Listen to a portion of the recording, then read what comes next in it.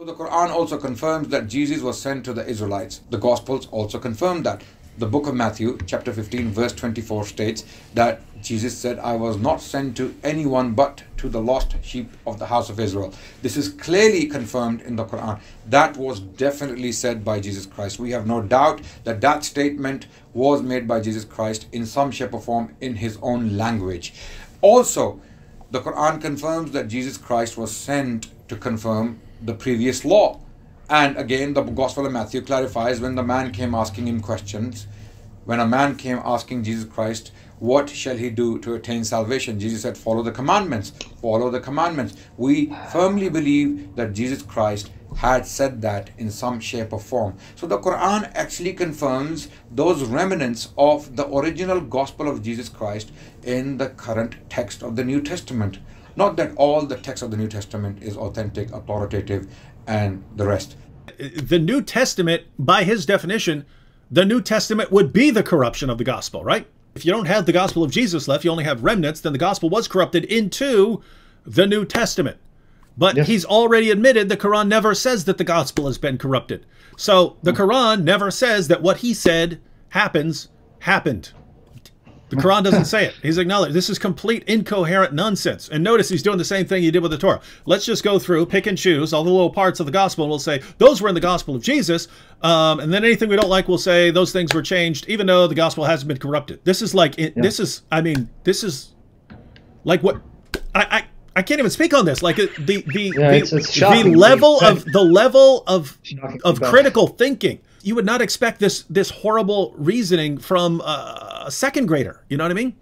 If he's right in his interpretation of Matthew 10:5-6 and Matthew 15:24, he just destroyed the Quran and his own traditions, proving Muhammad is a false prophet. Here's the irony, folks. He pointed to these passages as genuine remnants of what Jesus said. We know Jesus would have said something like this in his language, Aramaic, which we can comment on that as well. But if it's true that Matthew says Jesus was only sent to the Israelites, Muhammad is a fraud, the Quran is a fraud, he's a false prophet, so he's only helping us prove he's a false prophet. Why?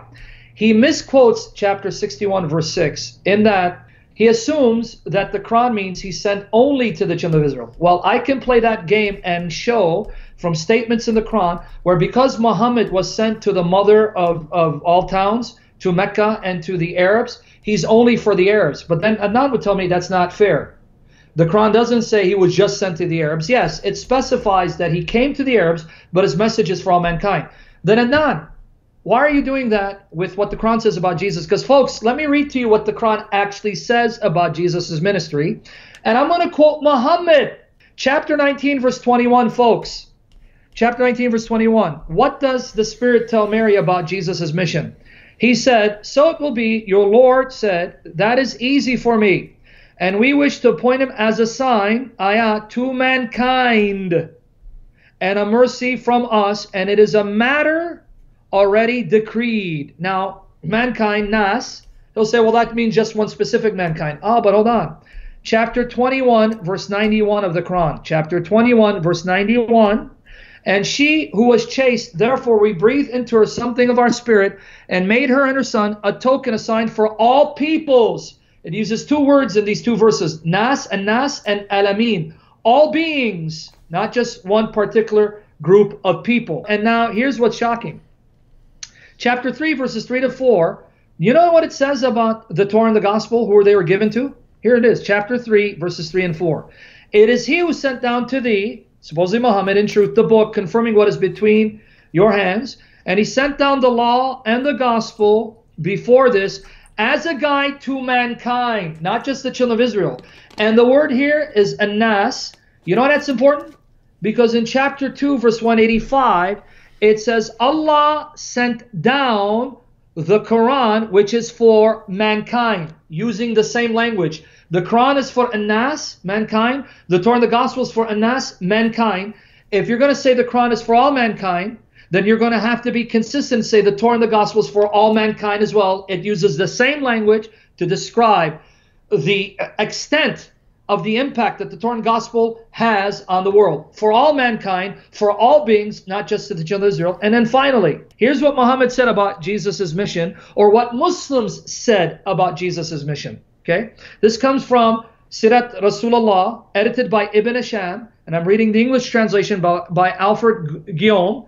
Alfred Guillaume, page 653 in the English translation of the life of Muhammad. Guys, pay attention, because it also confirms that Paul's a true, inspired spokesperson for Jesus Christ.